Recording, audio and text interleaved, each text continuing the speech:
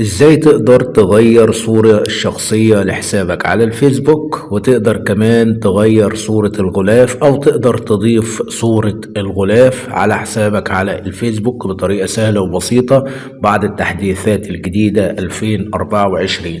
اول حاجة عشان نغير الصورة الشخصية بتاع حسابنا على الفيسبوك، تمام، هنضغط على الصورة الشخصية بالشكل ده كده اللي هو بما تفكر. هتضغط على الصورة الشخصية اللي هي جنب بما تفكر، هنضغط عليها اللي هي علامة اليوتيوب دي، هنضغط عليها.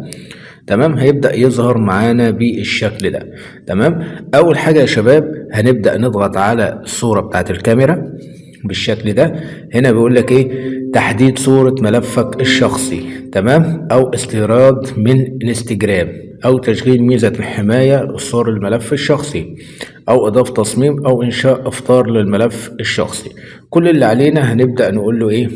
تحديد صورة للملف الشخصي، هنضغط عليها. هيبدأ يفتح لنا ألبوم الكاميرا بتاعتنا من على الهاتف.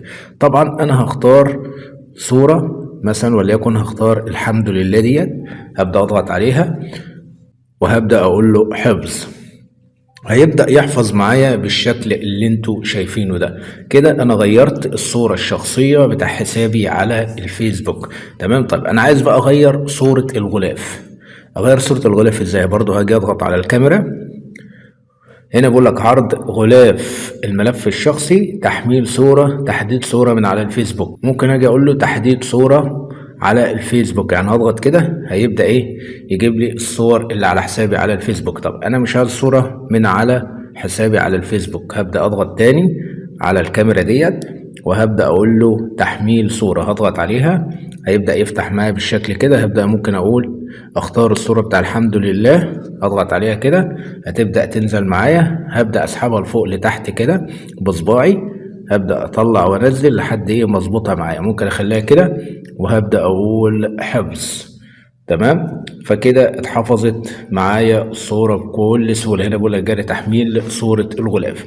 كده يبقى احنا غيرنا الصورة الشخصية لحسابنا على الفيسبوك، وغيرنا صورة الغلاف لحسابنا على الفيسبوك بطريقة سهلة وبسيطة. أتمنى أكون وصلت لك المعلومة بشكل سليم. لو عجبك الفيديو لا تنسى الاشتراك في القناة وتفعل زر الجرس على الكل، وأشوفكم في فيديو جديد. سلام عليكم.